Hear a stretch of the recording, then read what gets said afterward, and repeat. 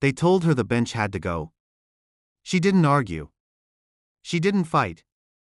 She just smiled and dragged a rusted, busted couch onto her lawn. What started as a silent protest became a neighborhood revolution. And the HOA president who mocked her? Let's just say, she never saw it coming. It all started with a bench and a woman named Karoline Leavitt who just wanted to enjoy her front yard in peace. Karoline wasn't the loud type. She wasn't flashy either. A retired art teacher in her early 50s, she had moved to Ridgeway Estates for the quiet. Her turquoise-painted bench had become her favorite spot for morning tea and crossword puzzles. She added 2 flower pots beside it every spring, and kids walking to school often waved as she sat reading under the sunrise. The neighborhood had rules, of course. Like any HOA-run community, Ridgeway Estates had guidelines for everything from lawn height to mailbox colors. But for years, no one had cared about Karoline's simple wooden bench. In fact, many complimented it. One elderly neighbor even said it reminded her of her childhood porch back in North Carolina. But things changed the day Deborah Whitmore was elected vice president of the Homeowners Association.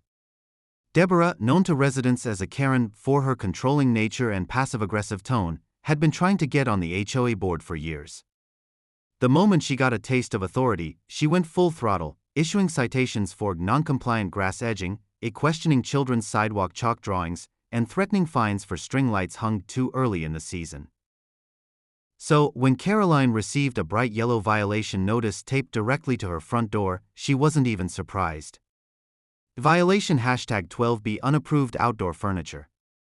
Remove immediately. Noncompliance may result in a $75 fine per day. Karoline stared at it for a moment, blinking slowly. The letter didn't even mention her by name. Just the violation code and a cold closing. Thank you for helping us keep Ridgeway Estates beautiful. HOA board. Beautiful, huh? Karoline thought, folding the paper neatly in half. She walked across the cul-de-sac to Deborah's house, which looked like a model home in a catalog, trimmed hedges, beige shutters, and plastic flowers that never wilted. When Deborah answered the door, she was already smirking. Karoline, she said with a sugary tone. Did you get our note? Yes, Karoline replied. I've had that bench for 3 years. Why now? Deborah didn't hesitate. We're simply tightening up enforcement. You understand, if we let one person bend the rules, soon everyone will. But it's just a bench, Karoline said. It's not blocking the sidewalk. It's not broken. It's AI unapproved, Deborah snapped. Iron turquoise is not a community-approved color. That was the moment Karoline realized what this was really about. It wasn't about beauty, or safety, or rules. It was about control. Karoline took a deep breath, smiled, and said, "All right. You'll get what you asked for." And walked away. But inside, Karoline's mind was already spinning. She wasn't going to yell. She wasn't going to call a lawyer. She wasn't even going to complain. She was going to follow the rules and make a point louder than any protest sign ever could. The next 2 days were quiet. She made no moves. She even smiled at Deborah as she watered her plastic roses. Then, early Saturday morning, before the sun had fully risen, Karoline drove to a nearby junkyard and picked out the ugliest, most beaten-up couch she could find. It was enormous. Stained floral fabric with one armrest barely hanging on and rusted metal springs poking through the sides. It smelled like a thrift store from the 1980s. Perfect. She loaded it onto a trailer, hauled it home, and with the help of a dolly and sheer determination, dragged the monstrosity across her lawn. She placed it exactly where the bench had been. Then, just for fun, she added a crooked, mismatched floor lamp with a broken shade, and a faded welcome mat underneath that read, "Come on in." By the time the neighborhood woke up, the couch had become the talk of the block. Kids laughed as they walked past. Teens took selfies. An elderly couple walked by and said, "Well, I guess it makes a statement." And Deborah? She looked out her window and nearly choked on her coffee. Because technically, it wasn't against the rules. And Karoline knew it. Deborah Whitmore was furious, but she wouldn't show it. At first, she tried ignoring the couch. Maybe it was temporary. Maybe Karoline was moving and needed a place to stash it. But by day 3, it was clear the couch was the new centerpiece of Karoline's front lawn. And neighbors loved it. Deborah stood behind her blinds, lips pursed, watching a group of teens sit on the couch and take a TikTok video. They were giggling, using hashtags like #CouchQueen and #HOAHero. One even wore sunglasses and held up a teacup, mimicking Karoline's morning ritual. That afternoon, Deborah sent another letter, this one hand-delivered and typed in all caps. The couch is an eyesore and a violation of Article 6C, non-functional, non-permitted outdoor furniture. Remove immediately or face daily fines. Karoline, sipping iced tea from a mason jar, took the letter, read it quietly, and asked, "Could you show me where Article 6C defines what's non-functional?" Deborah blinked. Excuse me?" Karoline smiled. "Because I sat on it this morning. Still functions." And she gently shut the door. By the end of the week, the rusty couch had become more than protest, it had become performance art. Someone left a knitted doily on one armrest. Another neighbor donated a throw pillow shaped like a cat. Even the grumpy guy 2 doors down said, "Well, at least someone's got a sense of humor in this neighborhood." Deborah wasn't laughing. At the next HOA board meeting, she tried to pass an emergency amendment banning any seating structure not pre-approved by architectural review. But the room wasn't on her side. Residents brought up other concerns: high HOA dues, unclear violation processes, and Deborah's aggressive tone in letters. One man even pulled out a printed copy of the rusty couch photo and said, "Honestly? I'd rather see this than another beige statue of a fake rabbit." Karoline didn't speak. She just listened, smiling slightly. The next morning, a notice arrived in every mailbox, not from Deborah, but from the HOA president himself, Mr. Lee. "Dear residents, the board has received multiple concerns about recent enforcement practices. We are pausing all new fines related to outdoor furniture until further review. Your voices matter." Deborah's jaw nearly hit the floor when she read that. She marched to Karoline's house fuming. "This isn't over," she hissed.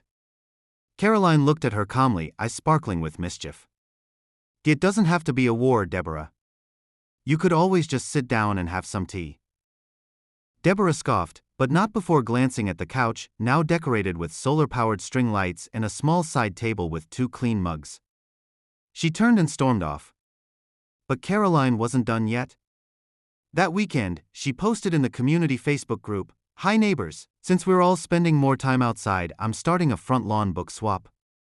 I'll place a waterproof box by the couch with a few books, feel free to borrow or drop one off. Let's make our lawns a little more human." The post exploded with likes, comments, and shares. By Sunday afternoon, not only did Karoline have books in the box, but a neighbor across the street had added a colorful patio umbrella and chalkboard easel that read, "Take a seat. Read. Relax. You're welcome here." Deborah couldn't believe it. She had tried to crush Karoline's bench and somehow she'd launched a neighborhood movement. And here was the worst part? Karoline never broke a single rule. She read the guidelines better. She used creativity, kindness, and a little humor, not anger, to turn a passive-aggressive attack into a community-wide statement of unity. The rusty couch didn't just sit there, it stood for something. That joy, color, and connection don't need permission. Deborah stopped sending letters. She stopped attending meetings. And for the first time in weeks, Karoline's lawn felt peaceful again. Karoline sat on her rusty couch one crisp Sunday morning, flipping through a borrowed paperback from her new lawn library. She paused when she heard the soft hum of activity nearby. Looking up, she saw neighbors quietly setting up. There was the retired teacher, Mrs. Ramirez, placing a tray of fresh-baked cookies on a small side table. A young couple was hanging a handmade banner in pastel colors that read, "Porch Talks, anyone?" A group of teens gently chalked a hopscotch grid on the sidewalk, laughter drifting across the lawns. All around, smiles and small acts of kindness centered right around that old couch. Karoline felt a swell of pride. She wasn't fighting back with anger. Instead, she'd transformed an ugly rule into something beautiful, something the whole community could share and own. But Deborah Whitmore saw none of this. She saw threat. That Monday, Deborah stormed into the HOA office, red-faced and determined. We have a full-blown community takeover in that yard. It's literally turning into a public park. That violates so many sections. The newly appointed HOA president, Mr. Lee, raised his hands. Deborah, we're reviewing policies. Let's not rush judgments. When more complaints came in, not angry ones, but thank you messages praising the sense of neighborhood, Deborah was forced to sit down and listen, and fade into silence. Meanwhile, Karoline's weekend evenings quietly became the town's new tradition. Neighbors gathered around the couch with mugs of tea, or lemonade if it was hot, sharing stories, lending each other books, swapping seeds, or just taking a moment to breathe. It wasn't loud. But it was loud enough. Something else shifted too, the vibe at HOA meetings. The threat of fines over mismatched curtains or tiny garden gnomes faded. The community's voice grew stronger, fueled by small freedoms Karoline had ignited and reclaimed. One afternoon, a volunteer committee showed up to the couch lawn. They brought a simple bulletin board. Not for HOA policies, but for sharing community events, block parties, yard sales, book clubs, and kids' lemonade stands. Karoline's unapproved lawn corner had become the community billboard. She didn't compete with the HOA. She simply reminded them, and everyone else, that rules are meant to serve people, not control them into silence. A week later, Karoline received an invitation. Not from the HOA board, but from the mayor's office. The mayor wanted to visit the couch. He'd heard how Ridgeway Estates had embraced compassion over control, and that one couch had sparked it all. Karoline met him under a warm afternoon sun. They stood side by side on the couch, surrounded by neighbors. The mayor smiled and said, "You turned passive resistance into public good. That's the kind of leadership we could use more of."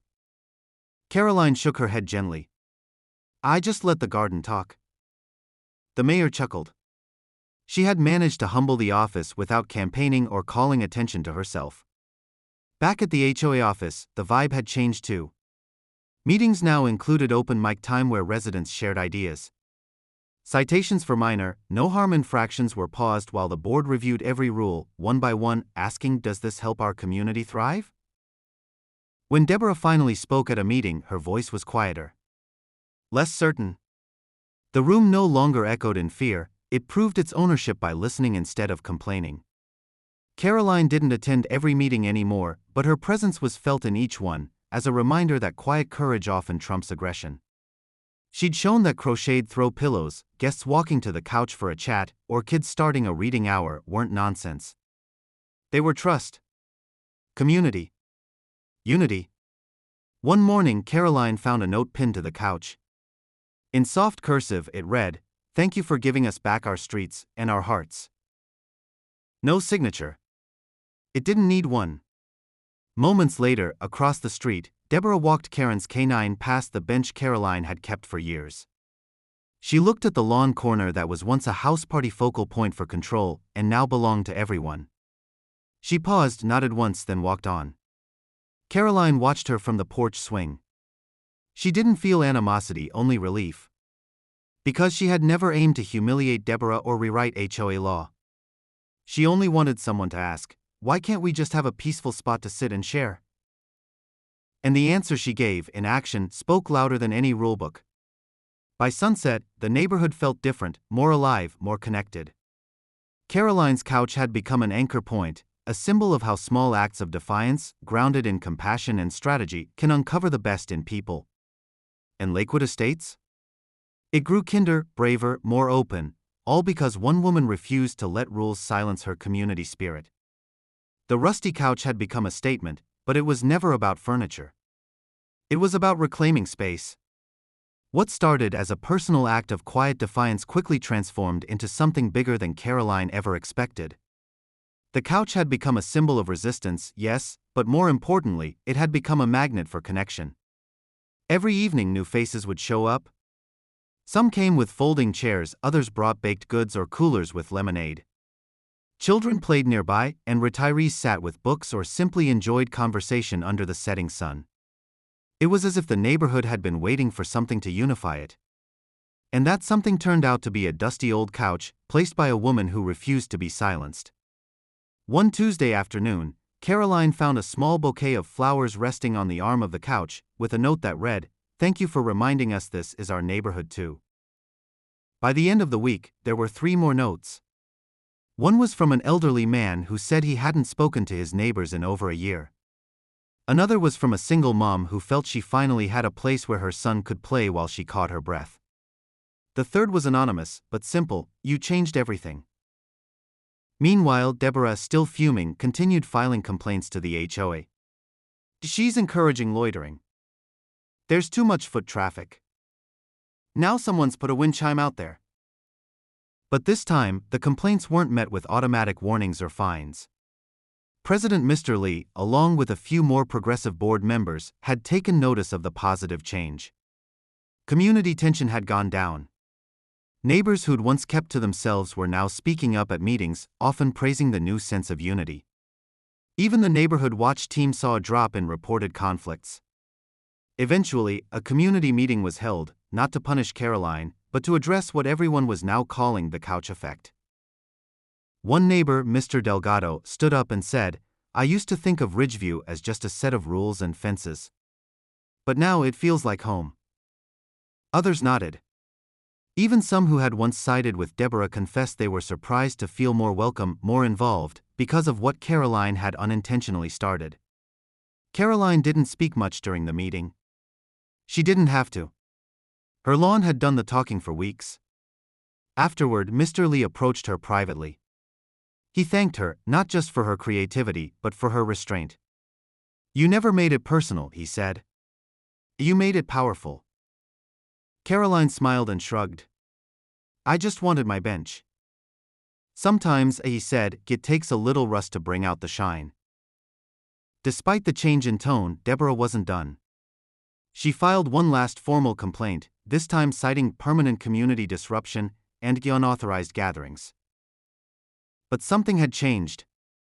Instead of siding with her, the board voted to revisit the HOA's community space policies. They decided to allow personal yard items that encouraged neighborly interaction, so long as they didn't create safety issues. And gatherings? They were now encouraged, especially if hosted in front lawns with open invitations. Karoline didn't throw a party to celebrate.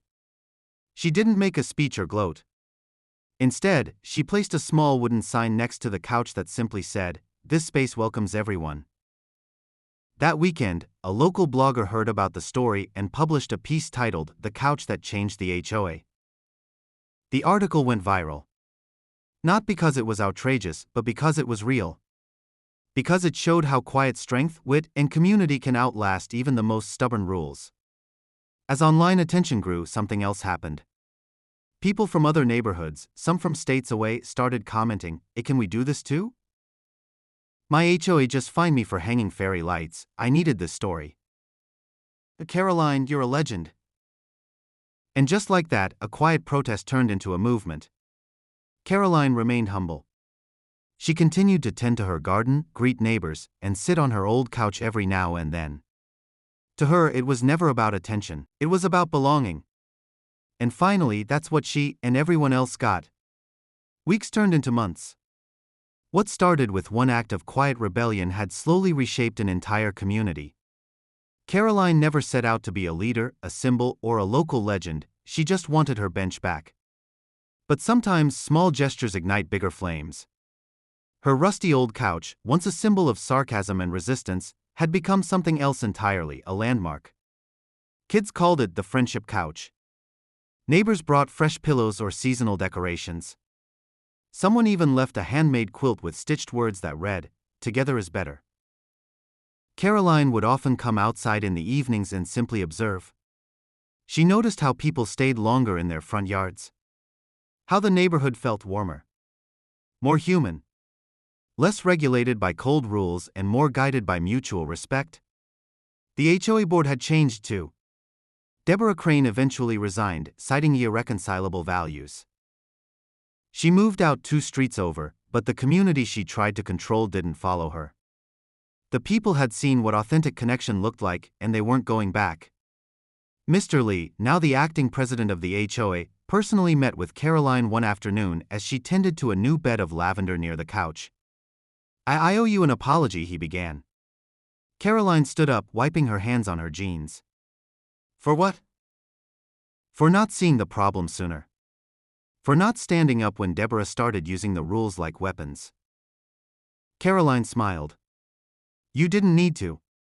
The couch did that for you. They both laughed. It was the kind of laugh that only comes after a long storm, cleansing, real earned. Karoline had never shared publicly why she loved her bench so much, why she had resisted so quietly but so fiercely. But that day she finally told Mr. Lee. It was my late husband's favorite spot, she said. He'd sit there every Sunday morning and drink his coffee, wave at the neighbors, say good morning to the birds. After he passed, it felt like the only piece of peace I had left. Mr. Lee took a deep breath. I'm sorry. Truly. I'm not, Karoline replied. If none of this had happened, I might have just stayed quiet. But now? Look what we've built. By summer's end, Ridgeview had become known for something unusual, kindness. It wasn't just Karoline's front lawn anymore. Other neighbors added community touches to theirs too, a toy swap box, a take a book, leave a book, a shelf, even a porch with rocking chairs open to anyone who needed to talk. The rusty couch remained, but got a bit of a makeover. A local artist painted a mural across the back, filled with wildflowers and soft blues. In the center, it read, "Respect grows where rules can't." Karoline became the unofficial heart of the neighborhood. But she never let it go to her head. She continued planting, sharing seeds, offering stories to those who asked, and just listening to those who needed to be heard. One afternoon, a new neighbor moved in across the street, a young single father named Ethan with 2 daughters. As he unpacked boxes, he noticed the couch. Then he noticed Karoline. That yours? He asked. She nodded. It was my protest. Now it's everyone's place. He smiled. Looks like I picked the right neighborhood. You did, she said. But if someone tells you to remove your welcome mat, just remember, there's always room on the couch. Ethan chuckled. Good to know. That evening, Karoline sat quietly on the couch, watching the sun dip behind the rooftops. A soft breeze passed, carrying laughter from a few houses down. She thought of her husband. Of the bench. Of the rules and the war and the rusty couch. And she realized something simple but profound: sometimes the strongest voice is the one that doesn't shout. It plants. It listens. It resists with grace. It doesn't need approval to stand tall. It just needs purpose and a little room to grow. Karoline looked out at her garden, at the couch now surrounded by life and color and community. And for the first time in a long time, she whispered, "We did good." If you love underdog wins, smart comebacks, and stories they never tell you, hit that like button. And don't forget to subscribe to Unseen Genius, where everyday people outsmart the system in the most genius ways.